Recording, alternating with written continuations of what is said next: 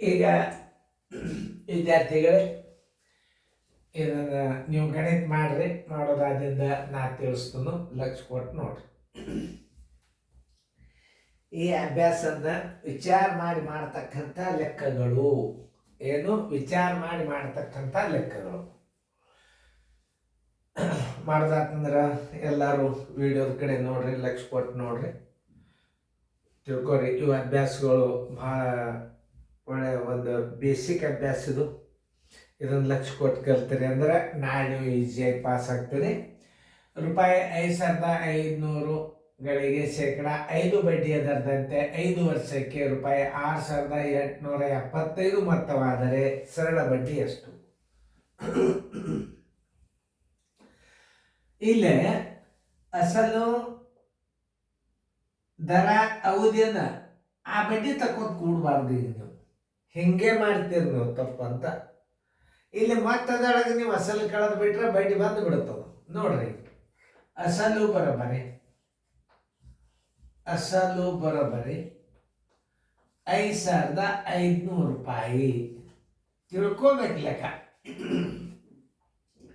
ಮೊತ್ತ ಬರೋಬ್ಬರಿ ₹6,875. ನೋಡ್ರಿ, ಮೊತ್ತದಾಗ ಅಸಲು ಕಳೆದು ಬಿಟ್ರೆ ಶೇಕಡ 5 ಬಡ್ಡಿ ದರದಾಗ 5 ವರ್ಷದ ಬಡ್ಡಿ ಬಂದೇ ಬಿಡ್ತದ. ಬಡ್ಡಿ ಬರೋಬ್ಬರಿ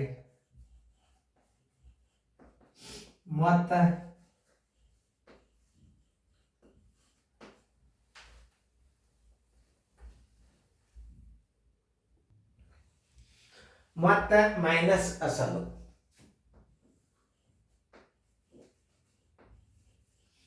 ಮತ್ತೆಷ್ಟದ? 6,875 ಅದ, 5,500 ಅಸಲ್ ಅದ. ಬರೋಬ್ಬರಿ 5ಕ್ಕೆ 5, 7ಕ್ಕೆ 7, 8ರಾಗ 5 ಹೋದ್ರೆ 3, 6ರಾಗ 5 ಹೋದ್ರೆ 1, ₹1,375.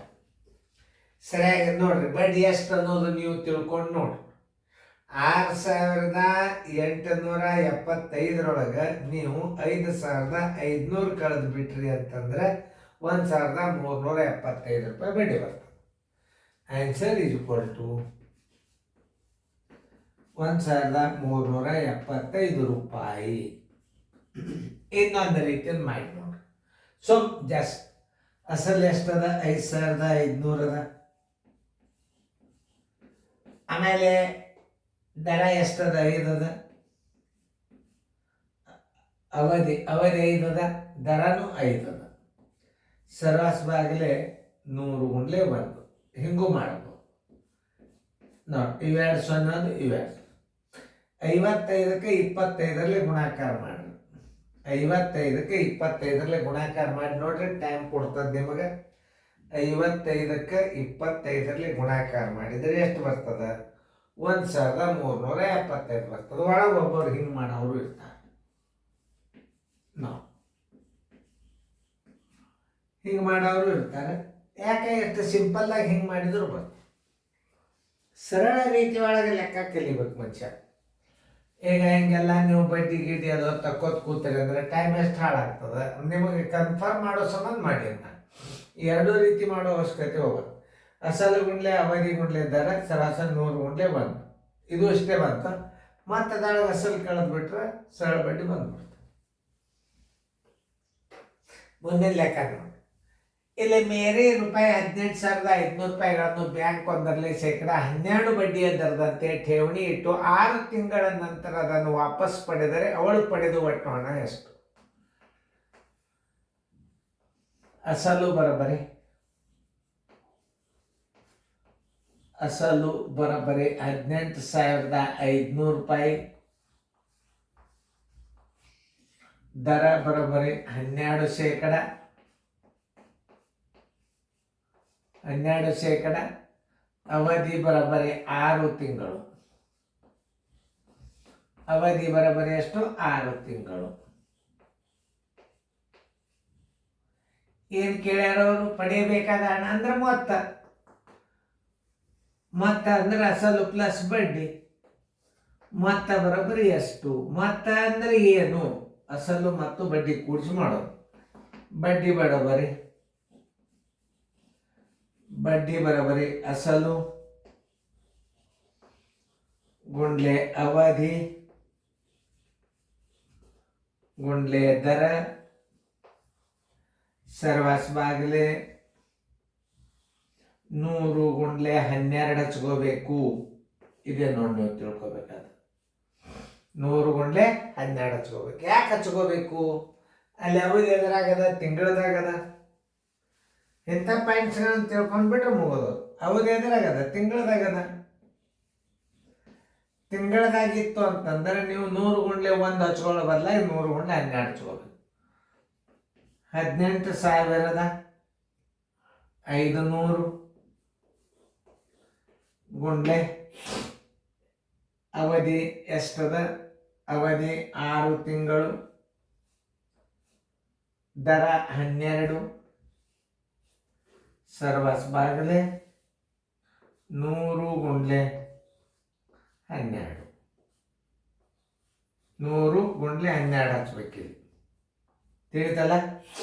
ಈ 12 ಹೊತ್ತು, ಈ 12 ಇವೆರಡು ಶೂನ್ಯವಾದು, ಇವೆರಡು ಶೂನ್ಯವಾದು. ಅಂದರೆ ಎಷ್ಟಾಯ್ತು? 6 5 30, 6 5 33, 6 8 48, 1 51, 5, 6 1 6 1 5 11. 1,110 ರೂಪಾಯಿ ಬಡ್ಡಿ. ಬಡ್ಡಿ ಬರೋಬ್ಬರಿ 1,110 ರೂಪಾಯಿ ಬಡ್ಡಿ ಆಗ್ತದೆ. ಮತ್ತೊಂದು ಸಲ ಮಾಡಿ ನೋಡಿ. 6 5 33, 6 8 48, 1 3 51, 6 1 6 1 5 11. ಹಿಂತಿರುಗಿಸಬೇಕಾದ ಹಣ ಮೊತ್ತ ಬರೋಬ್ಬರಿ ಹಿಂತಿರುಗಿಸಬೇಕಾದ ಹಣ ಅಂದರೆ ಮೊತ್ತ ಬರೋಬ್ಬರಿ ಅಸಲು ಪ್ಲಸ್ ಬಡ್ಡಿ.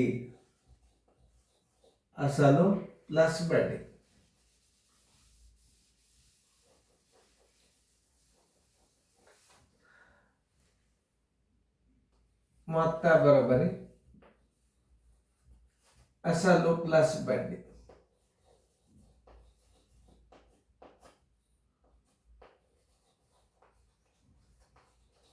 ಅಸಲು ಎಷ್ಟದ ನೋಡ್ರಿ? 18,500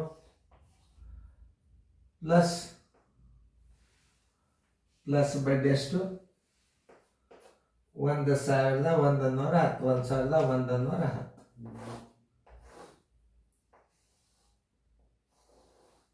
ಪೂಜೆ 5 1 6, ಇದು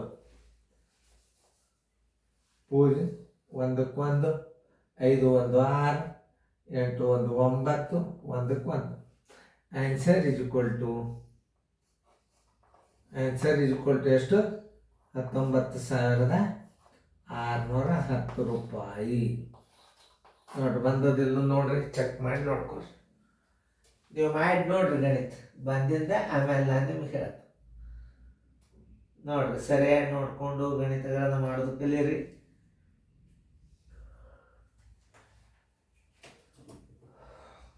ನೋಡಬೇಕು.